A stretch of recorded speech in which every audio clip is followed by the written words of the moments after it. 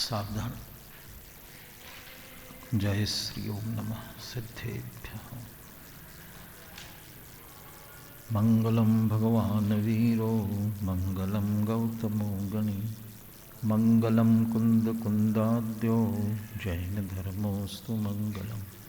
सर्वमंगलमांगल्यं सर्वकल्याणकारकं प्रधानं सर्वधर्माणां जैनं जयतु शासनम्। मोक्षमार्गस्य नेतारं भेत्तारं कर्मभूभृतां ज्ञातारं विश्वतत्त्वानां वन्दे तद्गुणलब्धये। सर्वार्थ सिद्धि 90वें अध्याय में तप के प्रकरण में ही अंतरंग तपों में अंतिम तप ध्यान तप की चर्चा कर रहे हैं। ध्यान के 4 भेद आर्द्र, रौद्र, धर्म्य और शुक्ल, जिसमें से सर्वप्रथम आर्त ध्यान के जो 4 भेद है उनकी चर्चा 34वें सूत्र तक पूरी हो गई थी। आर्त ध्यान की चर्चा 5 सूत्रों में की, 30 से 34 तक। उसके भेदों के अलग अलग लक्षण बताए, लेकिन रौद्र ध्यान एक ही सूत्र में बता रहे हैं। 4 आर्त ध्यान के चारों भेदों के लक्षण 4 सूत्रों में बताने के बाद किनके होता है ये अलग से एक सूत्र में बताया था, लेकिन रौद्र ध्यान किनके होता है ये भी उसी सूत्र में बता रहे हैं। इसलिए एक ही सूत्र में रौद्र ध्यान की सारी चर्चा पूरी करेंगे। व्याख्यातम आर्तम संज्ञादि भी, आर्त ध्यान की चर्चा, उसके नाम, लक्षण और किनके होता है ये सब चर्चा कर दी। द्वितीयस्य संज्ञा हेतु स्वामी निर्धारणार्थम आह, दूसरे रौद्र ध्यान के क्या क्या नाम है, उनके हेतु क्या है और उनके स्वामी कौन हैं, ये सभी एक ही सूत्र में कहते हैं। 35वां सूत्र, हिंसानृतस्तेय विषय संरक्षणेभ्यो रौद्रमविरत देश विरतयो।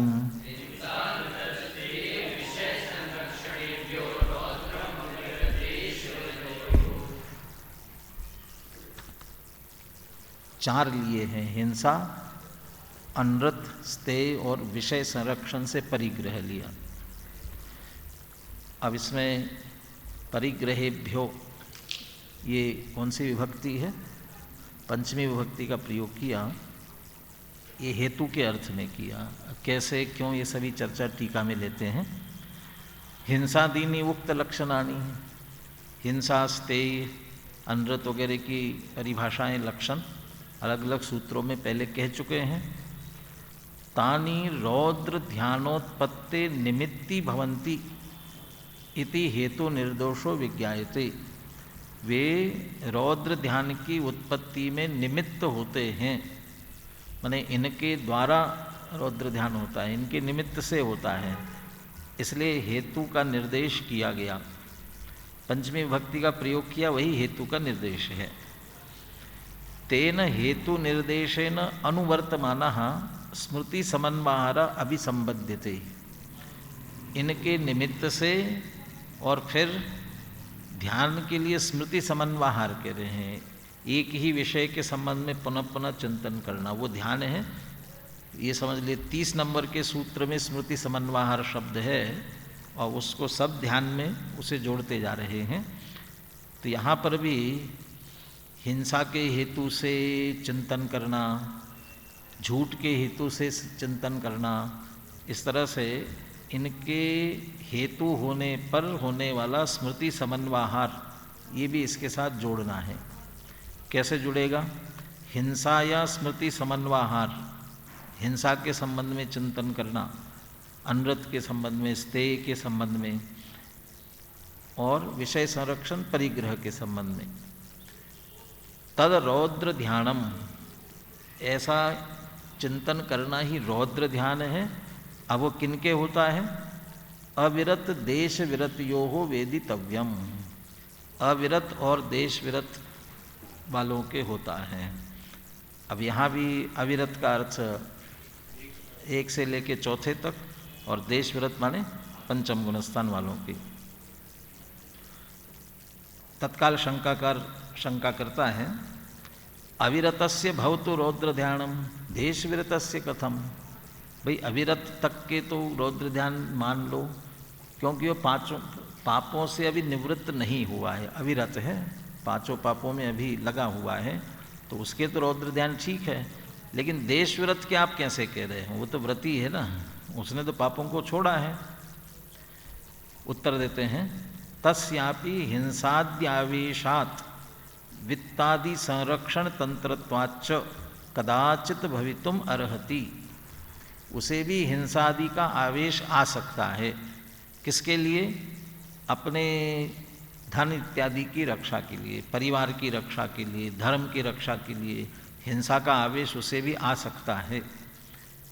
तो हिंसा करेगा कि हाँ, कर भी सकता है। क्यों कर सकता है? क्योंकि वो देश विरत है, पूरी तरह से विरत नहीं है। एक देश अभी उसके जीवन में हिंसा हो सकती है। गृहस्थ के संदर्भ में जैसे कहा जाता है कि हिंसा के भेद किए ना, संकल्पी हिंसा, विरोधी, उद्योगी, आरंभी, तो उसमें से जो मूल संकल्पी है उसका तो त्यागी है, लेकिन विरोधी, आरंभी ये हो रहे हैं उसके। और कदाचित विरोधी हिंसा में धन इत्यादि कोई हर रहा है, अपने परिवार पर, देश पर संकट आया और उसके साथ लड़ते हुए उसका घात कर दिया, तो खुश भी हो सकता है, खुशी मना सकता है। तो ये उसका देशव्रती होते हुए भी लड़ाई करके ऐसा करेगा, तो उतना उसका भी रौद्र ध्यान कहलाएगा। इसलिए देश विरत के भी रौद्र ध्यान कदाचित भवितुम अर्हति, कदाचित होता है, वो हमेशा चिंतन नहीं करता उसके, लेकिन कदाचित होता है। तत्पुनः नारकादीनाम अकारणम सम्यक दर्शन सामर्थ्याच। लेकिन उसे वो रौद्र ध्यान इतना तीव्र नहीं होता कि वो नरक का कारण बने। इसका अर्थ रौद्र ध्यान नरक के लिए कारण बनता है, औरों के लिए, लेकिन देश विरत को नहीं बनेगा। अविरत में भी जो सम्यक दृष्टि होगा उसे नहीं बनेगा। क्यों नहीं बनेगा? सम्यक दर्शन सामर्थ्यात, के सम्यक दृष्टि नरक में नहीं जाता है, इसलिए उसके लिए नरक का कारण नहीं बनेगा। संयतस्य तु न भवत्येव तदारंभे संयम प्रच्युते। संयत, अब उसके ऊपर जो सकल संयमी हैं उनके तो रौद्र ध्यान नहीं हो सकता, होता ही नहीं है। क्यों नहीं होता? यदि हो जाए तो वो गुणस्थान ही नहीं रहेगा, वो गुणस्थान से च्युत हो जाएंगे। इसलिए उस 6, 7वें गुणस्थान ऊपर जाकर के ये संभव ही नहीं है, नहीं होता है। इस तरह से अविरत और देश विरत के ही होता है। ये चर्चा रौद्र ध्यान की इतने में ही पूरी कर दी। आह परे मोक्ष हेतु उपदिष्टे तत्र आद्यस्य मोक्ष हेतोः ध्यानस्य भेद स्वरूप स्वामी निर्देशा कर्तव्य इत्यतः आह। आपने परे मोक्ष हेतु कहा था, अब उसमें 2 बताए थे, मोक्ष के कारण रूप 2 ध्यान बताए थे। उसमें से तत्र आद्यस्य मोक्ष हेतोः ध्यानस्य, उसमें जो पहला मोक्ष का हेतु रूप ध्यान है कौन सा आएगा? धर्म ध्यान। उसके भेद स्वरूप और स्वामी का निर्देश करने के लिए अगला सूत्र कहते हैं। तीनों चीज़ें इसमें आ गई, भेद भी आ गया, स्वरूप भी आ गया, और स्वामी मूल सूत्र में नहीं है, टीका में आचार्य बता देंगे।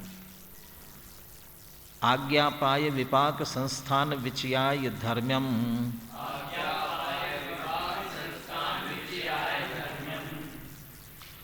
ये विचयाय शब्द सबके साथ जुड़ना है। और क्या अर्थ है उसका? विचयनम, विचयो विवेको विचारण इत्यर्थः। विचय माने विचयन, चिंतन करना, विवेक भेद ज्ञान पूर्वक विचार करना, ये विचय का अर्थ है। सूत्र से क्या अर्थ निकालेंगे? आज्ञापाय विपाक संस्थानानाम विचयः, आज्ञापाय विपाक संस्थान विचयः, ये इन 4 चीज़ों का चिंतन करना, विचार करना। आज्ञा, अपाय, विपाक और संस्थान, इनका चिंतन।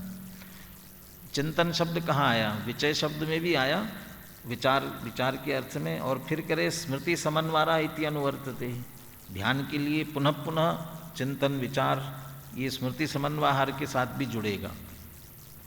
स प्रत्येकम संपद्यते, ये हर एक के साथ जुड़ेगा। किस तरह से? आज्ञा विचयाय स्मृति समन्वाहारा, आज्ञा के विचार के लिए स्मृति का समन्वाहार, यानी विचार का पुनः पुनः होना। आज्ञा का विचार करने के लिए बुद्धि का पुनः पुनः प्रयोग होना, या बुद्धि उसी में निरंतर लगी रहना, ये पहला आज्ञा विचय नाम का धर्म ध्यान। तद यथा, कैसे? ये एक पर लग इत्यादि करके कह दिया है, इसी तरह सब पे लगाना है।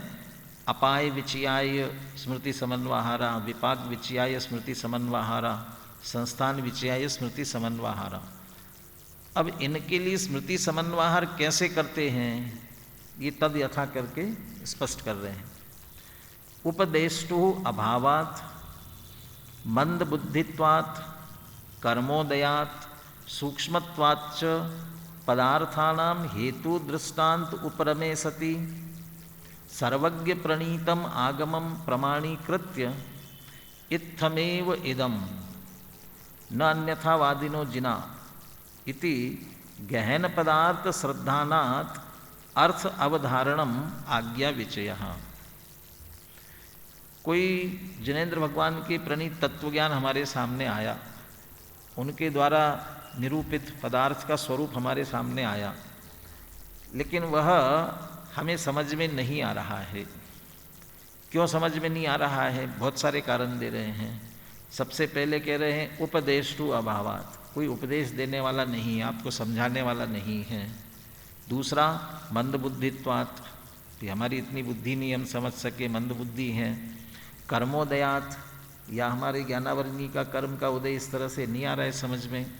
सूक्ष्मत्वाच्च पदार्थानाम, और वे जिनकी स्वरूप समझने की हम कोशिश कर रहे हैं वे अपने आप में सूक्ष्म है। हेतु दृष्टांत उपरमे, और उसे समझाने वाला कोई हेतु दृष्टांत भी नहीं मिल रहा है, उनका भी अभाव होवे। ऐसा होने पर क्या करना? कहते सर्वज्ञ प्रणीतम आगमम प्रमाणीकृत्य, ये सर्वज्ञ भगवान का कहा हुआ है इसलिए प्रमाण है, ऐसा मान करके इत्थमेव मिदम, ये बस ऐसा ही है। क्यों? न अन्यथावादिनो जिना, जिनेन्द्र भगवान तो अन्यथा कथन करते नहीं हैं। देवशास्त्र गुरु का पाठ है ना वितरा विज्ञान पाठमाला में, उसमें देव शास्त्र गुरु, शास्त्र की चर्चा की, उसमें लिखा जिनेन्द्र भगवान की वाणी को ये शास्त्र कहते हैं, और वो वाणी सच्ची और अच्छी होती है। सच्ची क्यों होती है और अच्छी क्यों होती है? सच्ची इसलिए कि सर्वज्ञ के द्वारा कही गई है, और अच्छी इसलिए कि वीतरागी के द्वारा कही गई है। तो वीतरागी सर्वज्ञ है, उन्हें न राग द्वेष है न अज्ञान है, वो अन्यथा क्यों कथन करेंगे? इसलिए अन्यथावादी जिनेन्द्र भगवान नहीं है। ये न अन्यथावादिनो जिना देवागम स्तोत्र का है।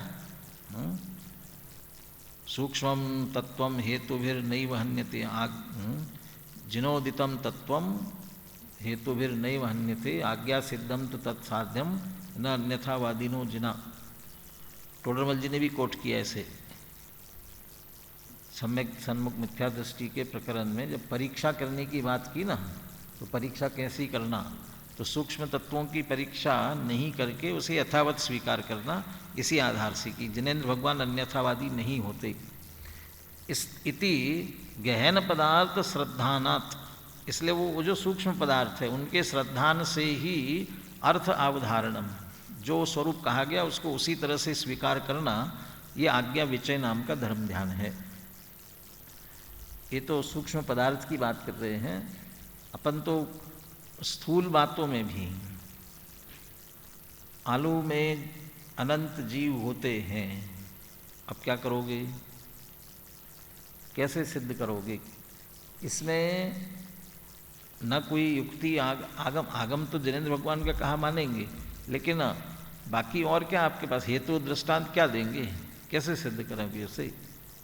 इसलिए उसको यथावत जिनेंद्र भगवान की आज्ञा है ऐसा स्वीकार करना, ये आज्ञा विचय नाम का धर्म ध्यान कहलाएगा। अथवा ये दूसरी विवक्षा जोड़ रहे हैं, और ये विवक्षा अपने लिए है, अपन थोड़ा इससे अब संतुष्ट हो सकते हैं कि हम धर्म ध्यान करते हैं। कैसे? स्वयं विदित पदार्थ तत्वस्य सतः परम प्रति पिपादयिषाः स्वसिद्धांत अविरोधेन तत्व समर्थनार्थम तर्क नय प्रमाण योजन पराः स्मृति समन्वाहारः सर्वज्ञाज्ञा प्रकाशनार्थत्वात् आज्ञा विचय इति उच्यते।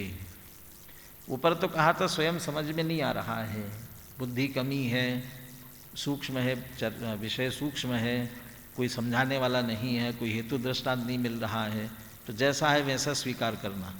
अब कह रहे किसी को स्वयं को समझ में आ गया, स्वयं विदित पदार्थ तत्वस्य, जिसने पदार्थ तत्व का स्वरूप समझ लिया है, और वह तत्व से सतः ऐसा होते हुए परम प्रति पिपादेशा, अब वो दूसरों को समझाना चाहता है।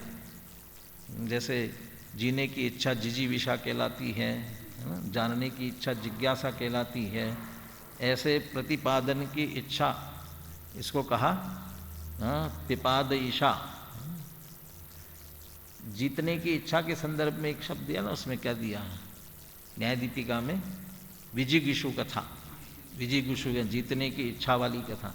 ये पिपादयिषा प्रतिपादन की, दूसरों को समझाने की इच्छा है, तब क्या करेंगे? स्व सिद्धांत अविरोधेन तत्व समर्थनार्थम तर्क नय प्रमाण योजन पराः स्मृति समन्वाहन, तब वो सिद्धांत के विरुद्ध में न जाते हुए जैसा स्वरूप है उसके समर्थन के लिए तर्क से, नय से, प्रमाण से, युक्ति से इसका विचार करना। तो सीधा तात्पर्य है कि हम इसे कैसे समझाएंगे, इसका पुनः पुनः चिंतन चलता है, तो वह भी आज्ञा विचय धर्म ध्यान है। इससे क्या होगा? सर्वज्ञ आज्ञा प्रकाशनार्थत्वात्, ये सर्वज्ञ की आज्ञा का ही, माने उनके उपदेश का ही प्रकाशन किया जा रहा है, इसे भी आज्ञा विचय धर्म ध्यान कहा जाता है। यहाँ आज्ञा का अर्थ, ऊपर में आज्ञा का अर्थ है जैसा जिनेंद्र भगवान ने कहा बस वो सही है ऐसा विचार करना, और नीचे कह रहे हैं आज्ञा हमें समझ में तो आई है, अब हम उसको और दूसरों तक पहुंचाना चाहते हैं, इसलिए चिंतन कर रहे हैं जिनेंद्र भगवान की वाणी का, उपदेश का, वो आज्ञा विचय धर्म ध्यान है। ये पहला हो गया। दूसरा अपाय विचय धर्म ध्यान क्या है? जात्यंतवन मिथ्या दृष्टया सर्वज्ञ प्रणीत मार्गात विमुखा मोक्षार्थिना सम्यक मार्ग अपरिज्ञानात् सुदूरमेव अपयन्ति इति सन्मार्ग अपाय चिंतनम अपाय विचय। जैसे कोई जन्म से अंधा हो, उसे मार्ग सूझता नहीं है, जात्यंतवत, उसी तरह से जो मिथ्या दृष्टि है उसे सही मार्ग तो पता नहीं है, और वो मिथ्या दृष्टि क्या करता है? सर्वज्ञ प्रणीत मार्गात विमुखा, सर्वज्ञ प्रणीत मार्ग से विमुख है, और मोक्षार्थिना सम्यक मार्ग अपरिज्ञानात् सुदूरमेव अपयन्ति, और जो मोक्षार्थी है, जो जानते हैं, उनको दूर से ही त्यागता है, सुदूरमेव अपयन्ति, दूर से छोड़ देता है, और स्वयं सम्यक मार्ग अपरिज्ञानात्, सही मार्ग क्या है वो जानता नहीं है, और मोक्ष मार्ग पर चल रहे ऐसे कोई मोक्षार्थी है, उनका संग नहीं करता, उनको दूर से ही छोड़ देता है, तो उसने मोक्ष मार्ग का अपाय किया, हानि की। ऐसा सन्मार्ग अपाय चिंतनम, सच्चे मार्ग मिथ्या दृष्टियों को प्राप्त नहीं हो रहा है, इस प्रकार का विचार करना अपाय विचय धर्म ध्यान है। सीधा है कि सबको मोक्ष मार्ग मिलना चाहिए, सभी जगत के जीव सुखी होने चाहिए। अथवा मिथ्या दर्शन ज्ञान चारित्रेभ्य कथम नाम इमे प्राणिना अपेयु इति स्मृति समन्वारः, या फिर ये विचार करना कि ये जीव मिथ्या दर्शन ज्ञान चारित्र से दूर कैसे होंगे, मिथ्या दर्शन ज्ञान चारित्रेभ्य कथम नाम इमे प्राणिना, ये प्राणी कैसे अपेयु हट जाएं, दूर हो जाएंगे, इनका मिथ्या दर्शन ज्ञान चारित्र उससे होने वाला दुख कैसे दूर हो, इस तरह से चिंतन करना भी अपाय विचय धर्म ध्यान है। हो गया, इसमें इतनी चर्चा अपाय विचय की कर दी। अब अगला विपाक विचय। कर्मणाम ज्ञानावरणादीनाम द्रव्य क्षेत्र काल भव भाव प्रत्यय फलानुभवनम प्रति प्रणिधानम विपाक विचय। विपाक, विपाक माने कर्म का फल कैसे आता है, ज्ञानावरणादि कर्मों का फल जो कि द्रव्य क्षेत्र काल भव और भाव के निमित्त से अनुभव में आता है। ये विशेषार्थ दिया ना आगे, इसमें बहुत विस्तार से दिया हुआ है, आप इसे पढ़ना बाद में। द्रव्य के निमित्त से कैसे कर्मों का फल मिलता है, क्षेत्र और काल के निमित्त से कैसे मिलता है। क्षेत्र और काल के संबंध में इसमें दृष्टांत में दिया, आप कहीं जा रहे हैं और जाते जाते बहुत देर हुई और घने जंगल में बीच में हो, तो क्षेत्र घना जंगल है और रात्रि हो गई, गहन रात्रि हो गई है। अब रात्रि होने से भय नहीं लगता, जंगल में दिन में होते तो भय कदाचित नहीं लगता, लेकिन रात्रि का समय और जंगल का स्थान, तो क्षेत्र और काल, इससे अब आपको भय लगने लग गया। तो कहते भय कर्म का उदय उदीर्णा होकर के आपको दुख होने लगा, तो वो भय कर्म जो है आपको उस समय फल दे रहा है, वो क्षेत्र और काल के अनुसार फल दे रहा है। ये इस तरीके से द्रव्य क्षेत्र काल भव भाव के निमित्त से फल मिलता है। तो जीवों को इसका फल ऐसे मिलता है, इस तरह से विचार करना, किस कर्म का क्या फल होता है, ये विपाक विचय नाम का धर्म ध्यान है। अब अंतिम संस्थान विचय। लोक संस्थान स्वभाव विचयाय स्मृति समन्वहारा संस्थान विचया। लोक का आकार प्रकार, लोक का स्वभाव, इसका विचार करना ये है, और इसके लिए, इसके विचारना के लिए बुद्धि का पुनः पुनः उसमें लगाना, ये संस्थान विचय नाम का धर्म ध्यान है।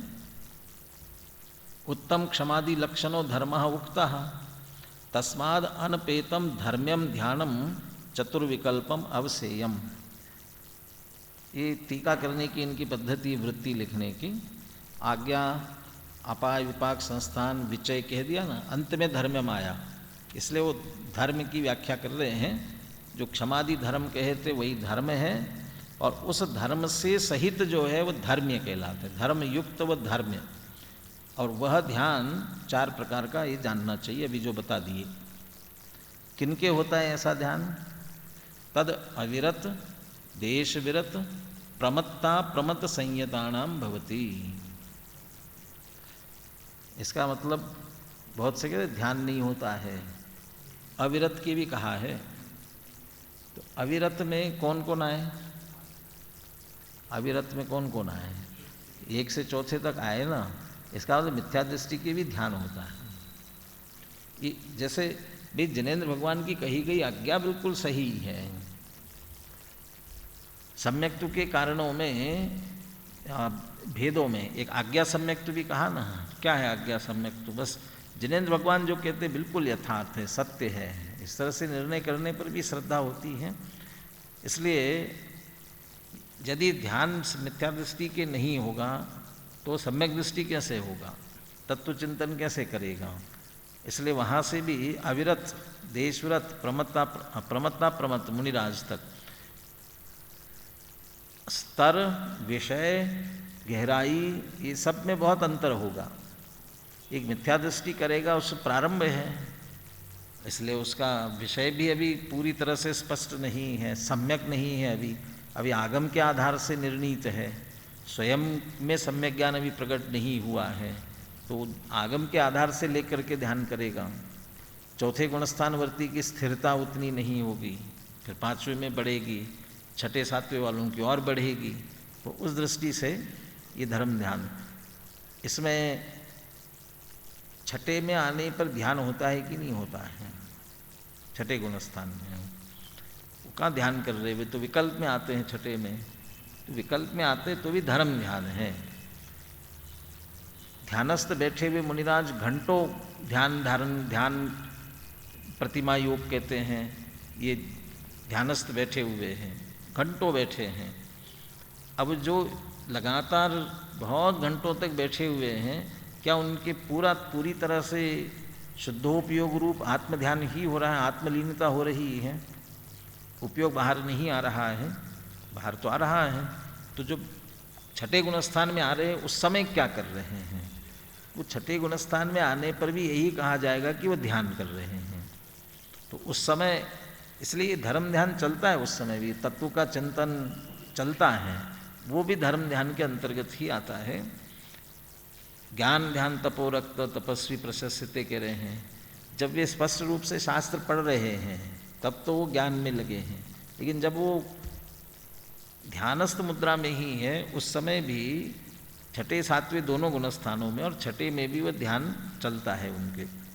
इसलिए तद अविरत देशव्रत प्रमत्ता प्रमत्त संयताणाम, इनके ये धर्म ध्यान होता है। शुक्ल ध्यान की चर्चा बहुत बिखर करके की गई है, विस्तृत रूप से अलग अलग तरीके से। त्रयाणाम ध्यानानाम निरूपणम कृतम, 4 ध्यानों में से 3 ध्यानों का निरूपण कर दिया। इदानीम शुक्ल ध्यानम निरूपयितव्यम, अब शुक्ल ध्यान का वर्णन करना चाहिए। तद वक्षमान चतुर्विकल्पम, वो कितने प्रकार का है वो आगे कहेंगे। वे 4 प्रकार हैं, उसके आगे कहेंगे उसे क्रमशः। तत्र आद्यो स्वामी निर्देशार्थम इदम उच्यते, उस आद्यो द्विवचन किया षष्ठी का, इसका मतलब आदि के 2 ध्यानों के स्वामी कौन है, या प्रथम शुक्ल ध्यान के 4 ध्यान भेदों में से प्रारंभ के 2 ध्यान किनके होते हैं। नाम कहाँ जाकर के दिए?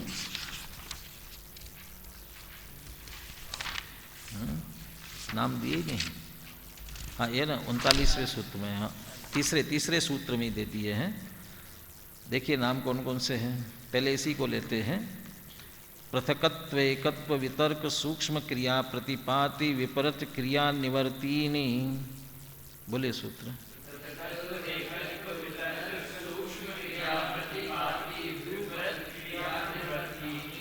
ये 4 शुक्ल ध्यान है।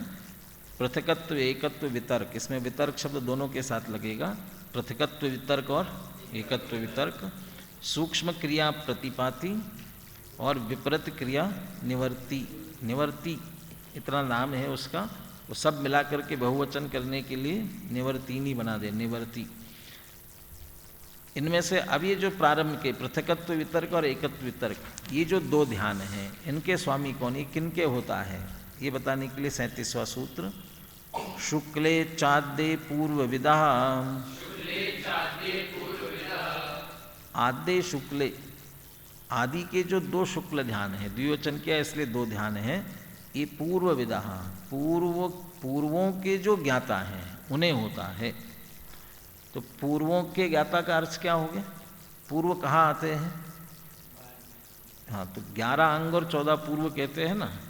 तो जिन्हें पूर्वों का ज्ञान है उन्हें फिर समझ लीजिए पीछे 11 अंग का ज्ञान तो है ही, तो 11 अंग पूर्वक 14 पूर्व के ज्ञाता है। इसका अर्थ क्या हो गया? 12 अंग के ज्ञाता है, माने श्रुत केवली है। तो श्रुत केवलियों के ही 2 शुक्ल ध्यान होते हैं, आदि के शुक्ल ध्यान श्रुत केवलियों के होते हैं।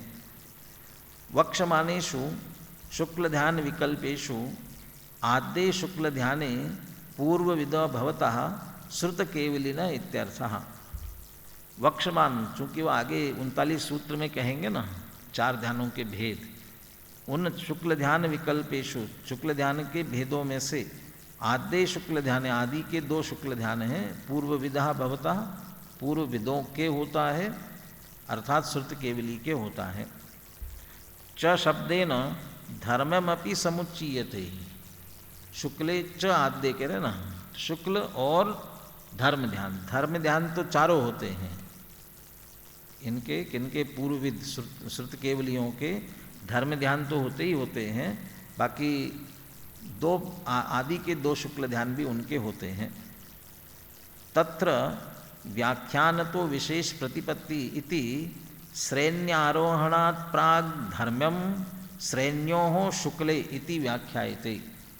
व्याख्यानतः विशेष प्रतिपत्ति, और इसकी व्याख्या, अभी तो मूल सूत्र कहा व्याख्यान से विशेष समझना चाहिए, तो क्या विशेष व्याख्यान करेंगे इसमें से? यहाँ तो ये कहा कि शुक्ले चाद्य पूर्व विदा, जो श्रुत केवलीय उनके आदि के शुक्ल ध्यान और धर्म ध्यान होता है। कब कैसे होता है? तो श्रेण्यारोहणात् प्राग, श्रेणी आरोहण करने से पहले तो धर्म ध्यान होता है, और श्रेण्यों हो, श्रेण्यों में कौन सी विभक्ति की है, किसकी? श्रेणी की, श्रेणी शब्द की सप्तमी का द्विवचन, षष्ठी या सप्तमी का द्विवचन लेना। तो द्विवचन करने का अर्थ क्या? इसलिए हिंदी अर्थ करते हैं दोनों श्रेणियों में लगे, माने चाहे क्षपक श्रेणी चढ़ रहे हो चाहे उपशम श्रेणी चढ़ रहे हो, इसलिए दोनों श्रेणियों में शुक्ल ध्यान होता है। दोनों शुक्ल ध्यान, पृथकत्व वितर्क एकत्व वितर्क दोनों होते हैं।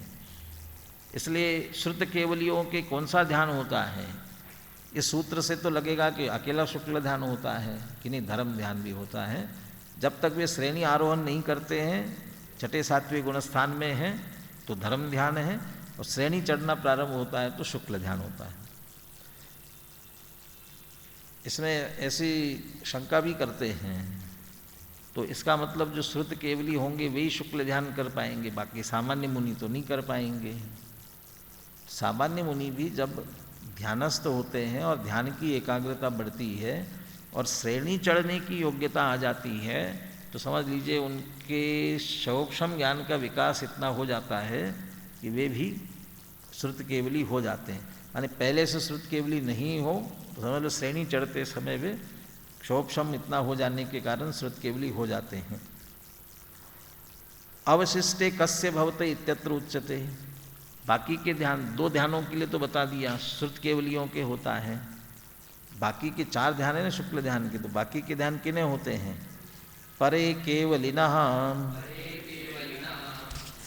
इससे भी समझ सकते हैं कि ये केवली के कहा है, तो पूर्व विधा माने श्रुत केवलियों के हैं। परे प्रक्षीण सकल ज्ञानावरणस्य केवलिनः संयोगस्य अयोगस्य च परे उत्तरे शुक्ल ध्याने भवतः। प्रक्षीण सकल ज्ञानावरणस्य, समस्त ज्ञानावरण का क्षय जिन्होंने कर लिया, ऐसे केवली भगवान। वे भी दो तरह के हैं ना, संयोग और अयोग। तो संयोग और अयोग के वे आगे के दो शुक्ल ध्यान होते हैं, और वो भी सहज क्रम ऐसा ही है। संयोग केवली के तीसरा ध्यान होता है और अयोग केवली के अंतिम चौथा ध्यान होता है। यथा संख्यम तद विकल्प प्रतिपादनार्थम इदम उच्यते। अब उनके नाम क्या है ये बताते हैं। अभी अपन ने सूत्र बोल ही दिया था, इसकी व्याख्या पढ़ते हैं। पृथकत्व वितर्कम एकत्व वितर्कम सूक्ष्म क्रिया प्रतिपाति विप्रत क्रिया निवर्ति च इति चतुर्विधम शुक्ल ध्यानम। ये शुक्ल ध्यान के चार भेद हैं। वक्षमान लक्षणम अपेक्ष सर्वेषाम अनवर्थत्वम अवसेयम। लक्षण तो आगे कहेंगे, वास्तव में आगे लक्षण तो नहीं बताया है, कुछ नियम उसके संदर्भ में बताए हैं। किसके कौन सा कैसे होता है, सवितर्क होता है, विचार सहित होता है कि नहीं होता है, इन्हीं की चर्चा की है। दूसरा ये कह रहे हैं कि उनका अनवर्थत्वम अवश्य। अनवर्थत्व माने अनवर्थ संज्ञा, अनवर्थ कहलाती है यथा नाम।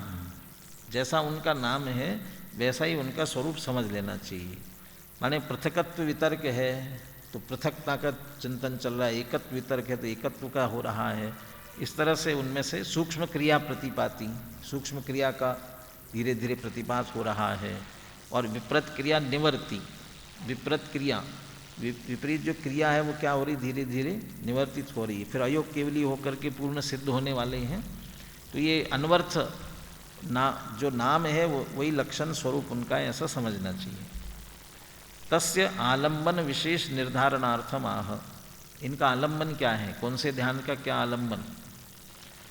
त्रैक योग काय योगा योगाणाम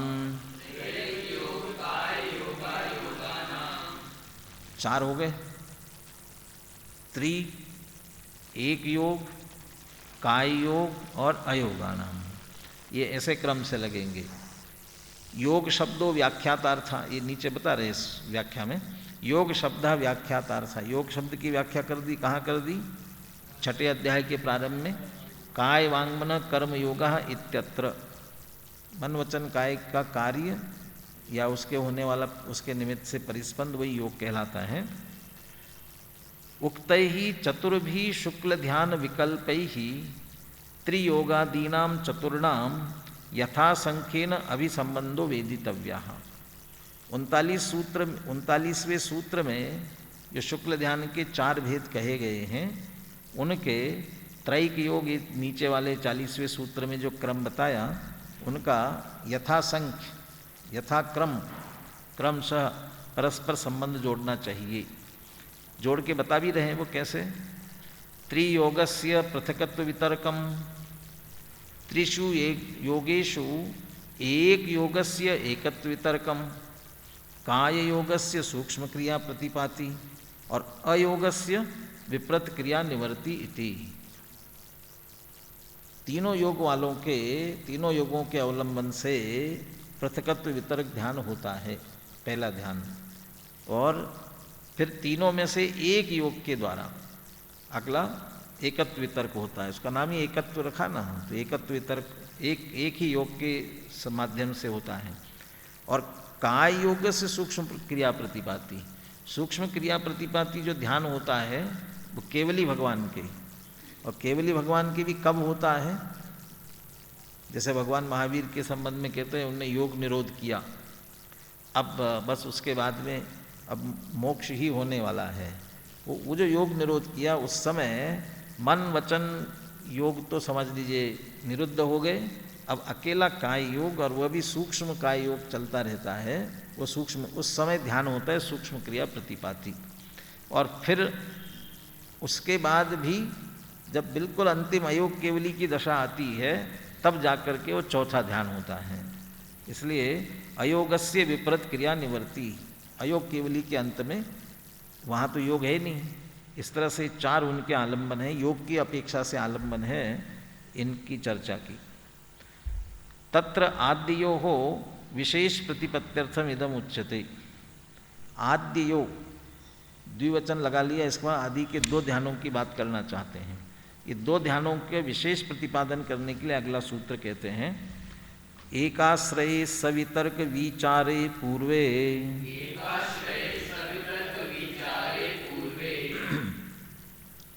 एकाश्रय, इसमें भी द्विवचन है, तो ये इसका तात्पर्य भी है दोनों ध्यानों का एक आश्रय है। एक आश्रयो ययो हो ते एक आश्रय, ययो में द्विवचन है।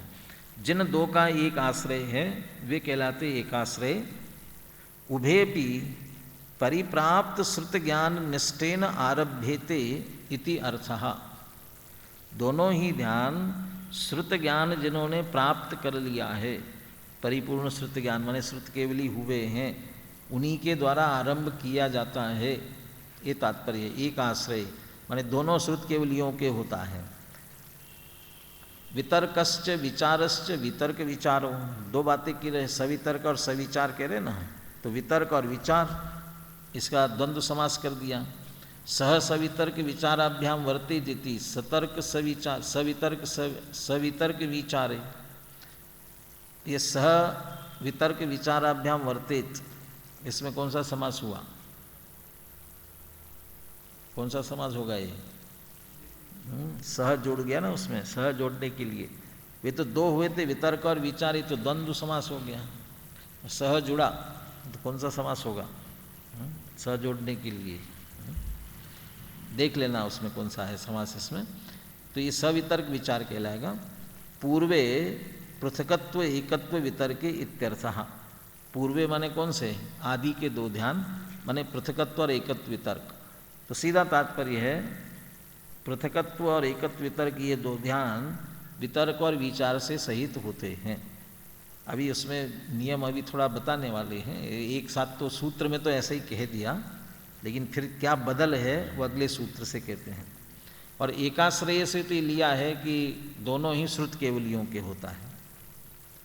तत्र यथासंख्य प्रसंगे अनिष्ट निवृत्त्यर्थम इदम उच्यते। अब तो ये दोनों ही ध्यान सवितर्क और सविचार हो गए, तो ये तो आपत्ति आ गई कि जो दूसरा ध्यान है विचार नहीं होता है। तो ये जो अपवाद है उसका ज्ञान कराने के लिए अगला सूत्र कहते हैं अविचारम द्वितीयम। दूसरा ध्यान जो अविचार वाला है, तो ऐसा अलग अलग ही बता देते ना।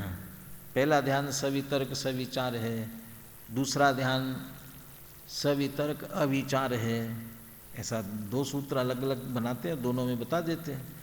तो दूसरे में वितर्क और जोड़ना पड़ता है, एक शब्द बढ़ जाता है, इसलिए पहले में एक साथ करके विचार रहित है, ये दूसरे सूत्र अलग से बता रहे हैं। पूर्वयो यद द्वितीयम तद अविचारम प्रत्येतव्यम। प्रारंभ के दो ध्यानों में दूसरा जो एकत्व वितर्क नाम का शुक्ल ध्यान है वह अविचार है, ऐसा समझना। एतदुक्तम भवति, क्या अर्थ निकलेगा तात्पर्य पूरा। आद्यम सवितर्कम सविचारम च भवति, द्वितीयम सवितर्कम अविचारम चेति। पहला ध्यान है वितर्क सहित भी और विचार सहित है, लेकिन दूसरा ध्यान वितर्क सहित तो है लेकिन विचार सहित नहीं है, विचार रहित है। बार बार वितर्क और विचार शब्दों का प्रयोग कर रहे, उसका अर्थ क्या। अथ वितर्क विचार्यो क प्रति विशेषा इत्यत्र उच्यते। वितर्क और विचार का अर्थ क्या है, यानी इनमें क्या अंतर है। वितर्क श्रुतम,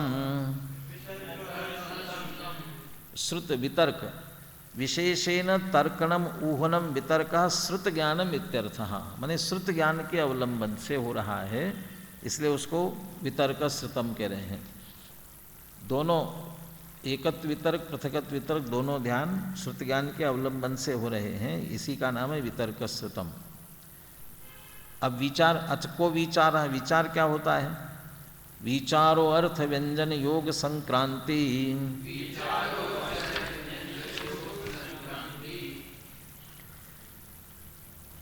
स्पष्ट कर रहे हैं आगे, अर्थ व्यंजन योग संक्रांति, उसी को विचार कहते हैं। अर्थो ध्येयो द्रव्यम पर्यायो वा। ध्यान का विषय अर्थ हो तो अर्थ क्या होगा कि द्रव्य भी हो सकती है और पर्याय भी हो सकता है। तो पर्याय हो सकती तो गुण नहीं हो सकता क्या। द्रव्य और पर्याय कह रहे हैं तो गुण नहीं हो सकता क्या। तो वो पर्याय में ही गुण भी आ जाता है, इसलिए द्रव्य पर्याय कहते हैं। द्रव्य गुण पर्याय सभी विषय बन सकते हैं। व्यंजनम वचनम, व्यंजन, व्यंजन यहाँ जो है खाने पीने के व्यंजनों की बात नहीं है यहाँ, यहाँ वचन, और उसमें स्वर व्यंजन वाला व्यंजन आता है वो भी नहीं है। यहाँ व्यंजन से अर्थ है सीधे जिनेन्द्र भगवान के वचन से है। योगा काय वांग मन कर्म लक्षण, काय मन वचन काय योग है, ये योग है। संक्रांति परिवर्तनम, और संक्रांति परिवर्तन माने अर्थ व्यंजन योग और इन सारे शब्दों की व्याख्या कर दी। संक्रांति माने इनका परिवर्तन होना। अब उसका स्पष्ट करते हैं। द्रव्यम विहाय पर्यायम उपैति, पर्यायम तत्वा द्रव्यम इति अर्थ संक्रांति। ध्यान करने वाला क्या करता है। ध्यान, ये तो कहने में ऐसा आएगा कि करने वाला ऐसा करता है, वो ध्यान जिसके ध्यान हो रहा है उसके सहज ही द्रव्य छोड़ करके पर्याय, पर्याय छूट करके द्रव्य, ऐसा। या ये भी हो सकता है कि एक द्रव्य का चिंतन विचार चल रहा है, ध्यान में ध्येय बन रहा है, वो छोड़ करके दूसरा द्रव्य बन जाए। इस तरह से इनका परिवर्तन होता रहता है, ये अर्थ संक्रांति कहलाती है। एकम श्रुत वचनम उपादाय वचनांतरम आलंबते तदपि विहाय अन्यत् इति व्यंजन संक्रांति। हो सकता है तत्वार सूत्र के सूत्र पर ही विचार कर रहे हों, सम्यक दर्शन ज्ञान चारित्राणी मोक्ष मार्ग, अभी इस पर विचार कर रहे हैं, और फिर तत्वार श्रद्धानम सम्यक दर्शनम पर आ गए, फिर उसे छोड़ करके जीवा जीवादि 7 तत्व होते, ये ऐसा बदलता रहता है। ये परिवर्तन होना, ये व्यंजन संक्रांति कहलाती है। काय योगम त्यक्त्वा योगांतरम गृह्णाति, योगांतरम च त्यक्त्वा काय योगम इति योग संक्रांति। माने एक योग को छोड़कर दूसरा, दूसरे को तीसरा, ये तीनों योगों में, इसमें भी योग का अर्थ वो सहज ही हो रहा है, योग का आलंबन भी सहज परिवर्तित होता जा रहा है। तो ये परिवर्तन, एवं परिवर्तनम विचार इति उच्यते, यही परिवर्तन होना, इसी को विचार कहते हैं। ये भी जब ध्यान एकाग्र होने को कहा है, एक में स्थिर हो गया, तो फिर परिवर्तन कैसे हो रहा है, और परिवर्तन हो रहा है तो फिर चंचलता भी ध्यान कैसे हुआ। ये ध्यान की एकाग्रता टूटती नहीं और अंदर ये परिवर्तन होता रहता है, ये सहज है ऐसा। ये अभ्यास के द्वारा समझ लो। ये प्रारंभिक धर्म ध्यान की स्थिति में जो एकाग्रता का अभ्यास किया था, उस अभ्यास के कारण से ऐसे अभ्यस्त हो गए हैं कि उपयोग की स्थिरता टूटती नहीं और विषय बदलते जाते हैं। जैसे जिसमें भी कोई अभ्यस्त हो जाता है ना, वो अभ्यस्त होने पर दूसरा काम करते हुए उसका ध्यान टूटता नहीं है।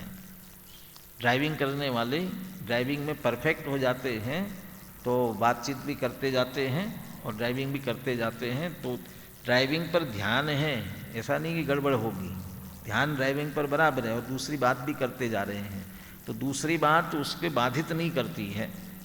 टाइपिंग करने वाले जैसे टाइप करते जा रहे हैं और आप बातचीत करोगे ना, तो बात भी करते जाएंगे और टाइप भी करते जाएंगे, तो वहाँ ध्यान है बराबर। और सबसे बड़ा ध्यान के लिए उदाहरण देते हैं, माताएं बहनें वो मटका लेकर के, वो घड़ा लेकर के चलती है ना माथे पर, पनिहारिन, वो घड़ा लेकर के चलती है। अब आपसे बात करती जाएगी, कदाचित ऐसा इधर उधर देखेगी भी, बात भी करेगी, लेकिन बात करते हुए भी वो उसका बैलेंस बिगड़ता नहीं है बराबर। इसका मतलब वहाँ ध्यान है उसका।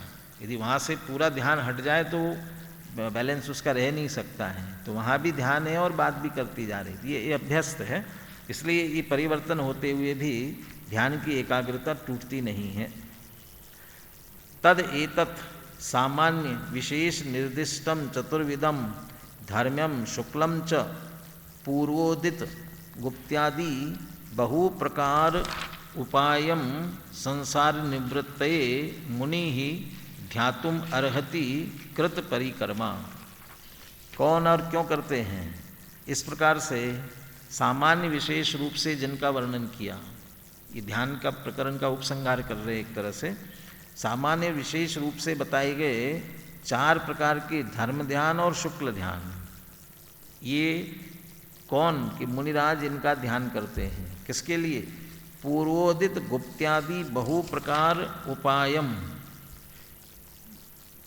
सगुप्ति समिति धर्म अनुप्रेक्षा परिचय जय चारित्र, ये जो कहे गए ना, इनके साथ में, इनके साथ साथ ही संसार निवृत्ति के लिए मुनि ध्यातुम अर्हति कृत परिक्रमा, माने उनको साथ में ले, चारित्र के द्वारा जिसने अपना समझ लीजिए सामर्थ्य प्रकट किया, कृत परिक्रमा, जिसने अपने सामर्थ्य को प्रकट कर लिया है, ऐसे मुनि वे ध्यान के योग्य होते हैं। तो गुप्ति समिति धर्म अनुप्रेक्षा परिचय जय चारित्र के द्वारा ये चारों प्रकार के शुक्ल ध्यान और धर्म ध्यान के ध्यान के लिए मुनिराज योग्य होते हैं। और किसके लिए? संसार की निवृत्ति के लिए, संसार का अभाव करने के लिए, कर्मों का नाश करने के लिए। अब यहाँ एक प्रकरण जो है पूरा थोड़ा सा सूक्ष्म भी है और विशेष प्रकार का प्रकरण है कि ये जो चारों ध्यान हो रहे हैं, एकत्व तर्क, पृथकत्व तर्क और सूक्ष्म क्रिया प्रतिपाती विपरीत क्रिया निवृत्ति, इसमें क्या क्या होता जा रहा है, कैसे किस क्रम से होते होते पूर्ण मोक्ष तक इनके द्वारा होता है, इसकी चर्चा ली गई है। ये अपन अभी सुबह करेंगे इसकी चर्चा, और सुबह इतनी चर्चा करने के बाद में फिर इसके द्वारा मोक्ष हो गया तो मोक्ष तत्व की चर्चा 10वें अध्याय से करेंगे।